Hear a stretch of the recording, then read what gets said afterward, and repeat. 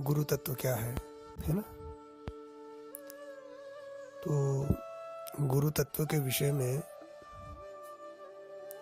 ये जिज्ञासा हुई थी कि गुरु का भी देहांत होता है कि नहीं, वो गुरु तत्व अमर कैसे है। ब्रह्मानंदम परम सुखदम केवलम ज्ञान मूर्तिम द्वंद्वातीतम गगन सदृशम तत्वमस्यादिलक्ष्यम एकम नित्यम विमलमचलम सर्वधी साक्षिभूतम भावातीतम त्रिगुणरहितम सद्गुरुम तन्नमामि। सद्गुरुम तन्नमामि, मैं उन सद्गुरु को नमस्कार करता हूँ। कौन से सद्गुरु, उनके उनका क्या विशेषण दिए उनके, तो बता रहे हैं एक एक करके कि सद्गुरु को मैं नमस्कार करता हूँ। गुरु पहले किसे कहते हैं? गुरु शब्द का अर्थ है गु शब्दस्तंधकार स्यात् रु शब्दस्तन निरोधकः अंधकार निरोधित्वात् गुरुरित्य विधीयते। गुरु शब्द में जो गु है, जो अक्षर,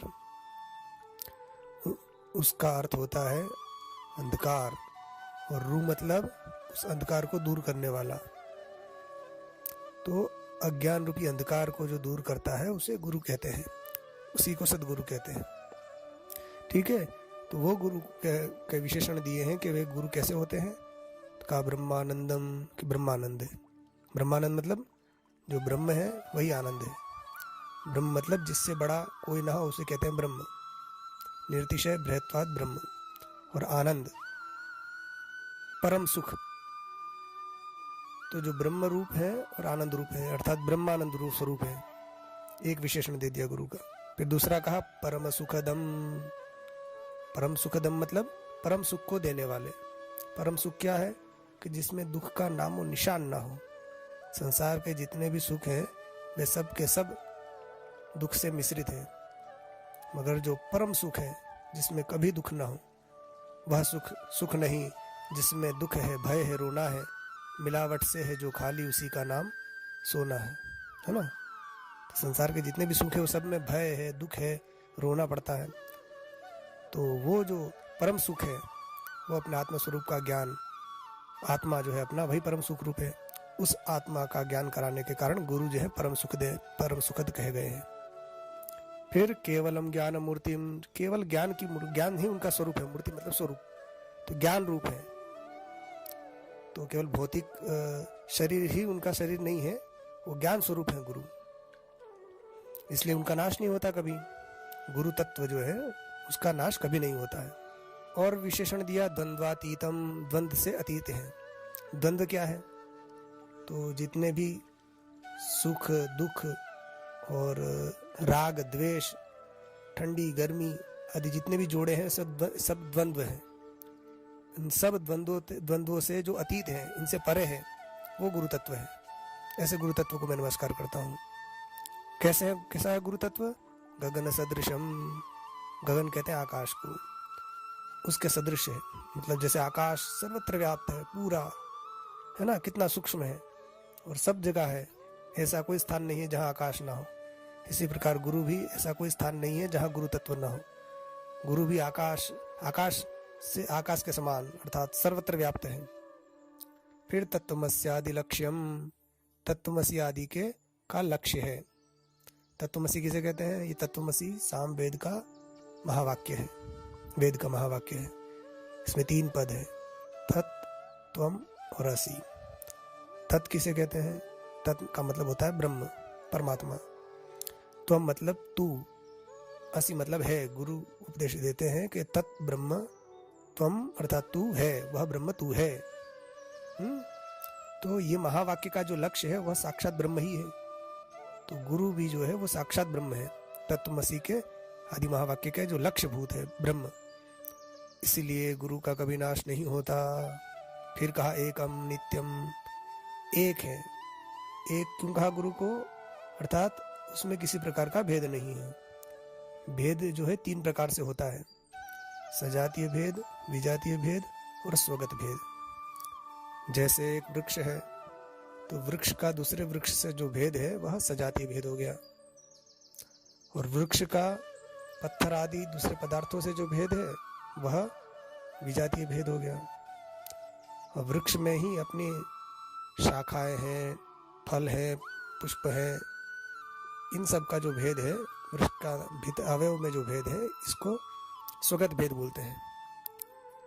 तो ये तीनों भेद जो है गुरु में नहीं है। गुरु तत्व में शरीर में समझ लो, जैसे शरीर है तो हमारा जो मनुष्य शरीर है तो दूसरे मनुष्य से हम अलग है, तो ये हो गया विजातीय भेद हो गया। और ये हो गया सजातीय भेद। मनुष्य का मनुष्य से जो भेद है वह हो गया सजातीय भेद।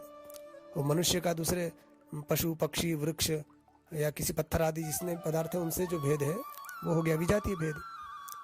और हमारे शरीर में भी हमारे हाथ है, पैर है, दूसरे शरीर के जितने भी अवयव हैं, ये हमारा स्वगत भेद हो गया। मगर जो गुरु तत्व है वह एक है, उसमें किसी प्रकार का भेद नहीं है। जहाँ भेद होता है वहीं तो फिर वो नाश होता है। तो अभेद होता है, अद्वितीय होता है, उसका नाश नहीं होता। इसलिए गुरु को कहा एक है। फिर दूसरा विशेषण कहा नित्यम, नित्य है। गुरु तत्व नित्य है। नित्य उसे ही कहते हैं कि जो तीनों कालों में रहे, भूतकाल में भी जो हो, वर्तमान में भी हो और भविष्य में भी रहे, उसी को नित्य कहते हैं। तो गुरु तत्व नित्य है, उसका कभी नाश नहीं होता। विमलम अचलम, विमल है और अचल है। विमल का मतलब इसमें किसी प्रकार का मल नहीं है, किसी प्रकार की गंदगी, किसी प्रकार की मलिनता नहीं है ना, वो गुरु तत्व है। और अचल बिल्कुल स्थिर है, क्रियाशील नहीं है। जो क्रियाशील होता है वह नाशवान होता है। गुरु तत्व अचल है, उसका कभी नाश नहीं होता। सर्वधी साक्षीभूतम, समस्त प्राणियों की जो धी मतलब बुद्धि है, उसका साक्षीभूत जो परमात्मा है वही गुरु तत्व है। इसलिए उनको सर्वधी साक्षीभूतम कहा। फिर कहा भावातीतम।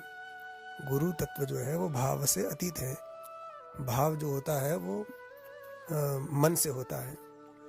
तो गुरु तत्व जो है वो मन और वाणी का विषय नहीं है, वो इन सबसे परे है। जैसे ब्रह्म तत्व की जो बात आती है तो ब्रह्म तत्व और गुरु तत्व एक ही हैं, इनमें कोई भेद नहीं है। तो जितने भी भावनाएं हैं वे सब सीमित होती है। परिच्छिन्न जो पदार्थ होता है वही हमारा भाव का विषय बनता है। गुरु तत्व अपरिच्छिन्न है, इसलिए वो भाव का विषय नहीं है। इसलिए वो भावातीतम का क्यों नहीं है? त्रिगुण रहितम। जितने भी पदार्थ हैं तीन गुणों से सब व्याप्त हैं। तो तीन गुणों से व्याप्त जितने भी पदार्थ हैं वे भाव के अंतर्गत आते हैं। किंतु गुरु तो जो है तीनों गुणों से परे है, इसलिए वो भाव का विषय नहीं है। तीन गुण कौन कौन से? सत्व गुण, रजोगुण और तमोगुण। तो इन तीनों गुणों से परे है। जब सत्व गुण हमारे अंदर बड़ा हर्ष व्याप्त हो जाए, हमें बड़ी प्रसन्नता हमारी इंद्रिय में आ जाए, तो समझो सत्व गुण बढ़ा है। फिर जब दुख आने लगे, लोभ आने लगे, प्रवृत्ति बढ़ जाए, तो समझो रजोगुण आ गया। और जब आलस्य आने लगे, निद्रा आने लगे, तो समझ लो कि तमोगुण बढ़ गया। तो ये जितने भी गुण हैं ये सब प्रकृति के हैं। परमात्मा इन सबसे अरे परे है। तो गुरु तत्व भी इन सबसे रहित है, इसलिए उनको कहा त्रिगुण रहितम। ऐसे जो सदगुरु हैं, सत परमात्मा का ज्ञान कराने वाले जो गुरु हैं, उन गुरु तत्व को, उन गुरु को मैं नमस्कार करता हूँ। तो वस्तुतः गुरु और परमात्मा में कोई भेद नहीं है ना। तो वही गुरु तत्व और परमात्मा तत्व एक ही है। तो इस बुद्धि से जो गुरु की आराधना करते हैं और गुरु को ही अपना सब कुछ मानते हैं, उनके लिए संसार में कोई चीज दुर्लभ नहीं रहती। और गुरु की आराधना करने से परमात्मा अतिशीघ्र प्रसन्न हो जाते हैं। वस्तुतः तो परमात्मा ही गुरु के रूप में आकर शिष्य के अज्ञान को दूर करते हैं और उसे अपने वास्तविक स्वरूप का बोध करा देते हैं कि तुझ में और मुझ में कोई भेद नहीं है।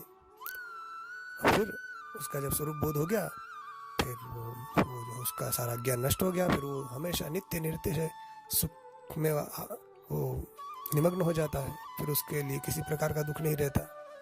अब ऐसा बोध जिसको हो जाए, फिर उसके बाद वो चाहे जो करे। अब वो चाहे वो खूब समाधि लगाए, खूब ध्यान करे, या कुछ भी ना करे, या भगवान का खूब आराधना करे, वो अलग बात है। उसके प्रारब्ध के अनुसार वो जो होगा, अथवा उसकी जैसे संस्कार है उसके अनुसार चलता रहेगा शरीर, प्रारब्ध के अनुसार।